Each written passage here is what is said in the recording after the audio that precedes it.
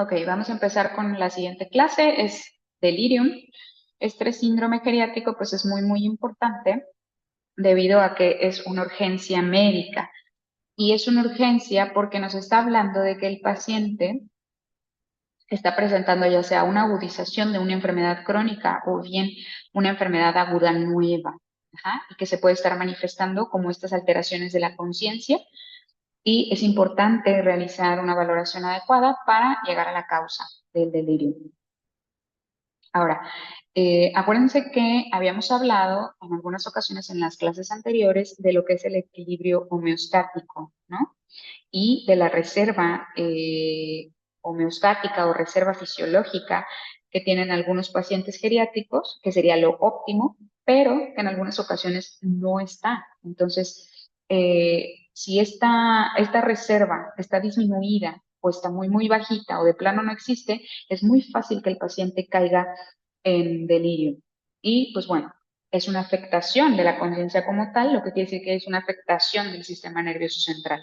Es de carácter transitorio, irreversible, y si se perpetúa y lo dejamos así sin hacer nada, va a tener un efecto negativo en cuanto al desenlace o al llamado outcome.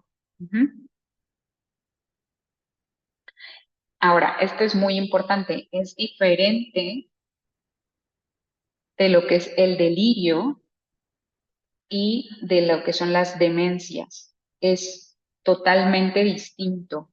Se puede parecer como en algunas manifestaciones clínicas o porque hay un estado alterado de la conciencia, pero son completamente distintos.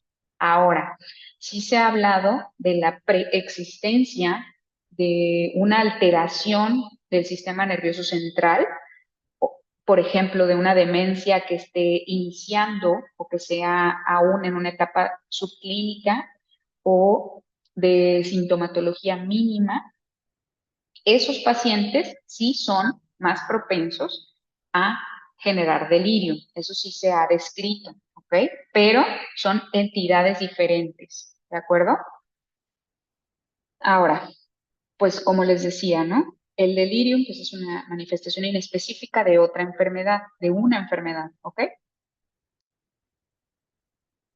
Se presenta, como ya lo vimos, más comúnmente y es mucho más fácil que se presente en pacientes frágiles, es decir, que la reserva homeostática ya está baja, ya está alterada y entonces eso los hace proclives a este síndrome. Y lo que hablábamos, ¿no? Más aún en pacientes con demencia. Y aquí, pues hasta 10% de los pacientes que vamos a ver con delirium ya tenían una afectación neurológica previa, es decir, pueden estar en etapas subclínicas o en etapas iniciales. En cuanto a algunas estadísticas, pues se ha registrado una mortalidad de 3,5% en pacientes que tienen antecedentes de delirium en comparación con 1,6% de quienes no lo han experimentado, es decir, que sí afecta el pronóstico, ¿de acuerdo? En 60% de los casos dura entre 1 y 6 días, 20% de 7 a 13 días, 15% de 2 a 4 semanas y en un pequeño grupo puede durar hasta más de un mes y se conoce como delirium residual. Y hasta el 37% de los sujetos que presentan delirium se van a institucionalizar eh, un año después del episodio de delirium y probablemente mueren hasta el 40% de aquellos que lo presentaron.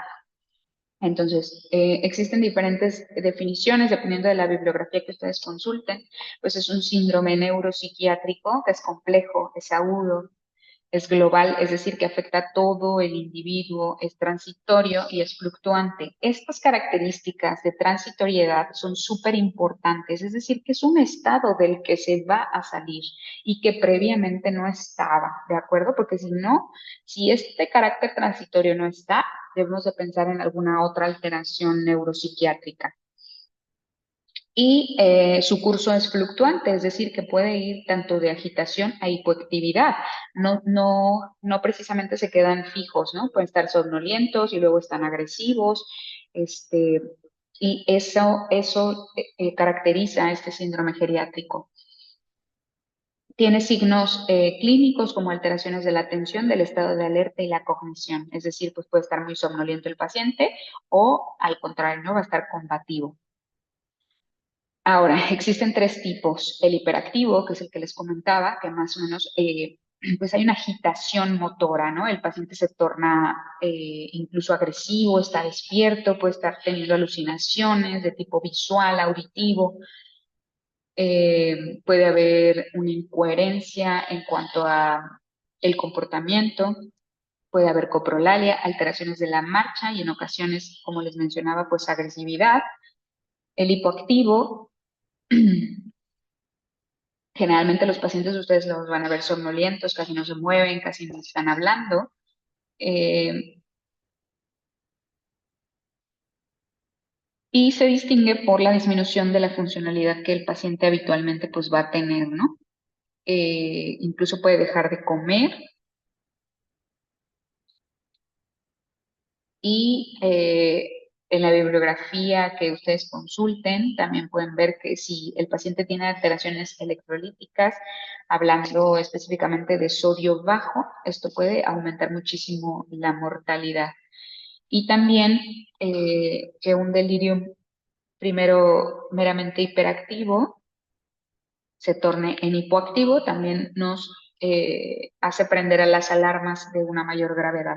Y el mixto, que pues es de lo más común, es el más común, pues va fluctuando, ¿no? Entre una cosa y la otra.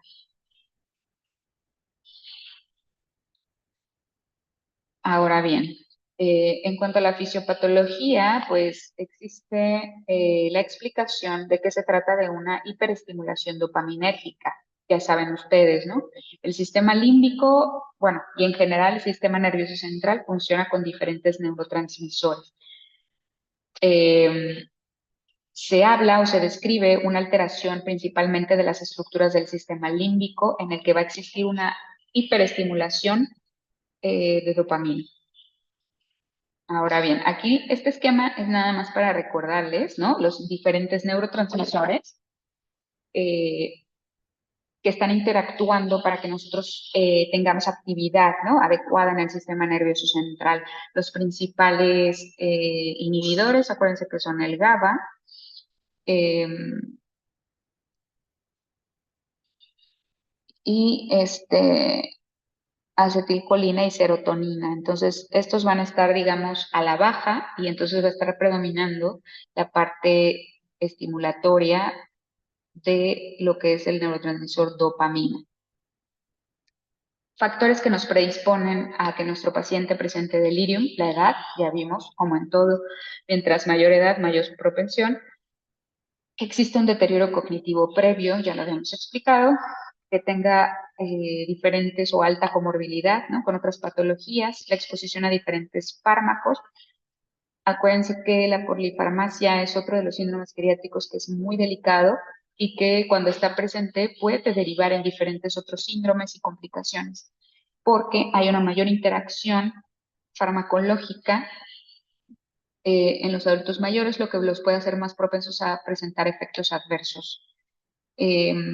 También por ya lo habíamos hablado, me parece, en uno de los grupos, que los cambios que hay en el aclaramiento de los medicamentos, en la tasa del metabolismo, ¿no? De hígado, de riñones, eso puede hacer que se predisponga al paciente a eh, tener mayores niveles en sangre y estar viendo mayores interacciones medicamentosas también y provocar efectos adversos o efectos no esperados, ¿no?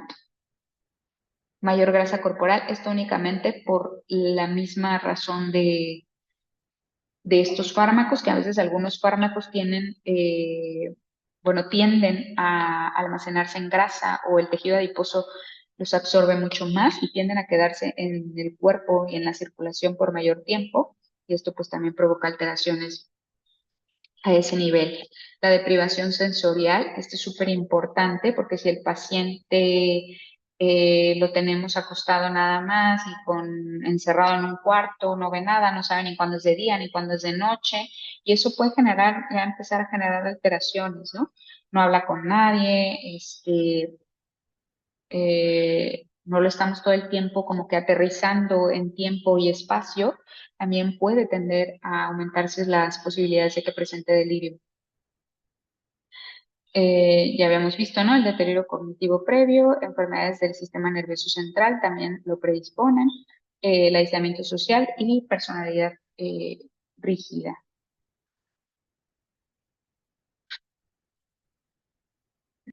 Ahora, en cuanto a los precipitantes, las alteraciones metabólicas, enfermedades agudas que le agreguen fármacos nuevos, por ejemplo, abstinencia tanto a fármacos que generen dependencia, ¿no? Como muy común aquí en esta población, pues el uso de benzodiazepinas, ¿no? Y por miles y millones de años y de repente las deja de usar o no están disponibles y esto puede precipitar delirium. También si es un paciente, por ejemplo, que abusa de sustancias, ¿no? Alcoholismo o algunas drogas de otro tipo de, por ejemplo, drogas intravenosas o de otro tipo, también la abstinencia de este tipo de productos puede generar delirio. Estrés psicológico o fisiológico puede precipitar delirium, el dolor también y las alteraciones ambientales. Los que contribuyen, pero no son tan determinantes, pues un ambiente adverso, eh, ya saben ustedes, ¿no?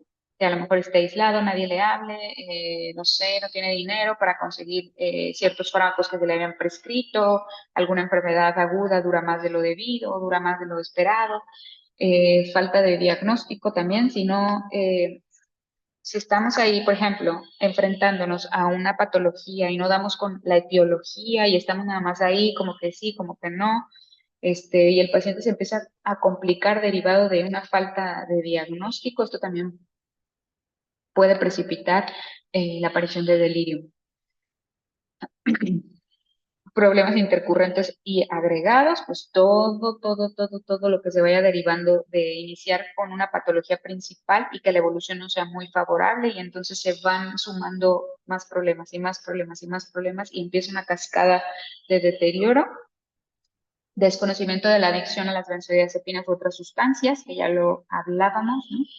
Nadie sabe, pero el paciente toma todos los días benzodiazepinas, nosotros no hacemos un adecuado interrogatorio, no nos percatamos, ni se nos ocurre y prescribimos a lo mejor un fármaco que interactúa con estas y precipitamos episodios de delirio, deshidratación también. Acordarse aquí de los volúmenes sanguíneos bajos que manejan los pacientes geriátricos, alteraciones electrolíticas, trastornos del sueño, inmovilidad, hospitalización y dolor no reconocido. En cuanto al diagnóstico, pues existen criterios del DSM-5 ya bien delimitados para hacer el diagnóstico de delirium. Es bien característico cuando ustedes lo ven y estoy segura que alguna vez lo han visto por ahí en sus rotaciones hospitalarias. Tiene que haber alteraciones del nivel de conciencia, trastornos de la percepción, problemas en el ciclo de sueño-vigilia, alteración psicomotora y deterioro de la memoria. Esas características se tienen que cumplir sí o sí. Y de preferencia se debe identificar un factor orgánico que sea lo que está propiciando la aparición de estas alteraciones.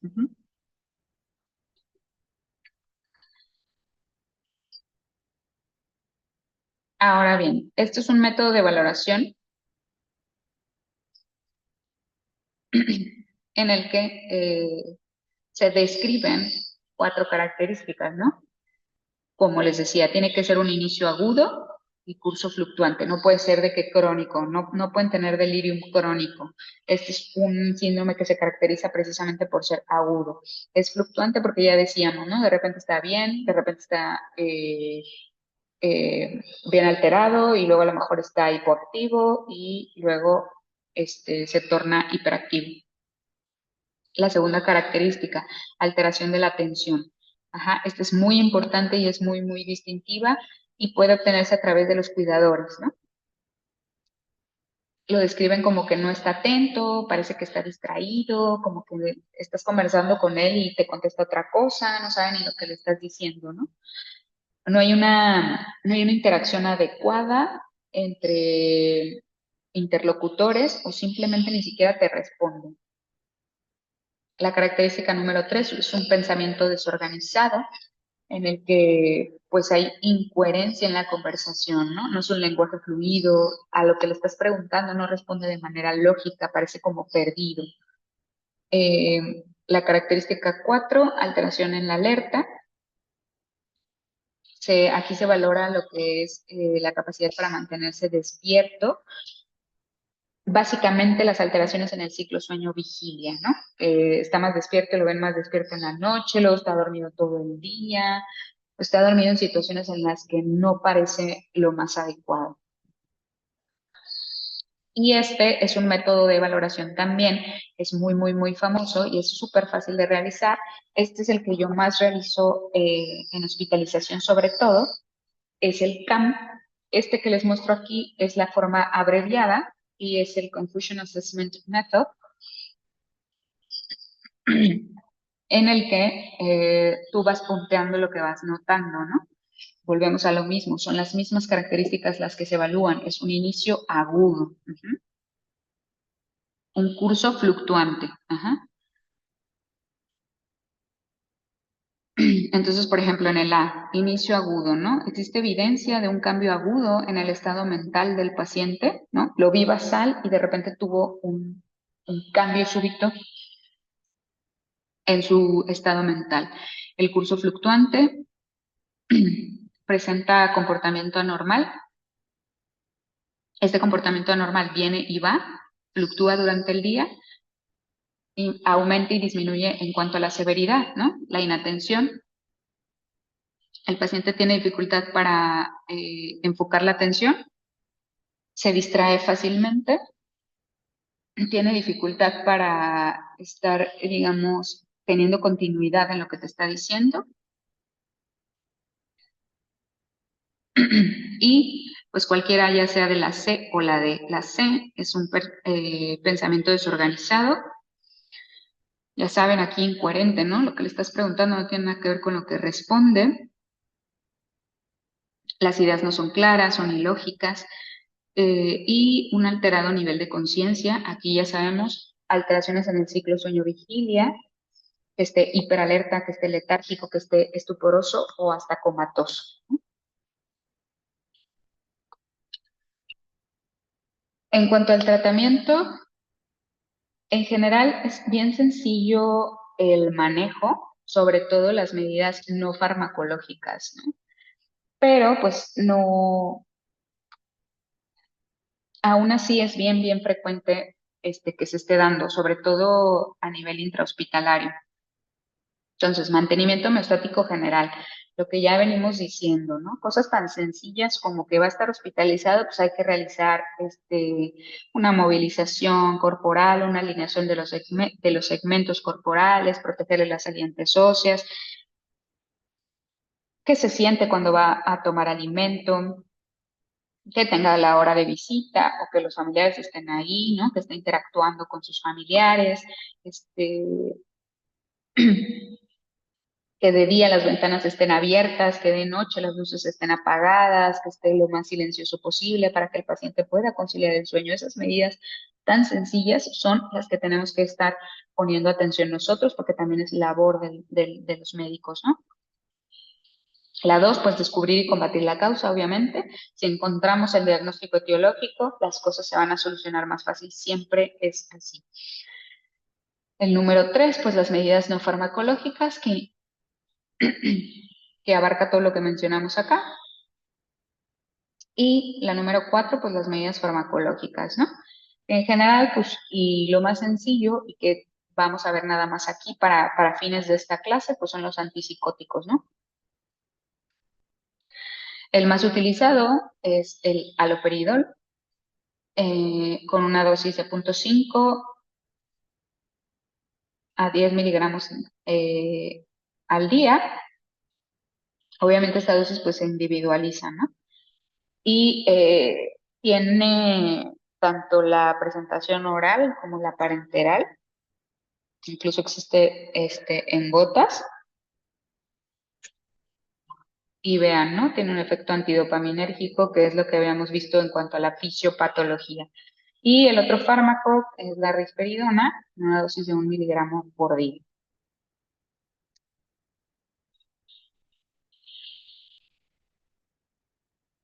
Ok, hasta aquí en cuanto a delirium.